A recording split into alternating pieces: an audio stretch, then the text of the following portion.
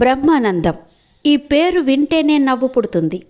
కోట్లాది తెలుగు ప్రేక్షకుల హృదయాల్లో చెరగని ముద్ర వేసుకున్నారు. హాస్యానికి బ్రహ్మానందమే పర్యాయపదం. ఫిబ్రవరి 1న బ్రహ్మానందం పుట్టినరోజు.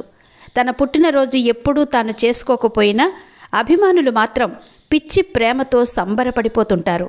ఇలాంటి అభిమానులు ప్రపంచవ్యాప్తంగా ఉండడం తెలుగు సినీ జగత్తులో ఒక్క బ్రహ్మానందం ఒక్కరికి మాత్రమే దక్కిన వరం.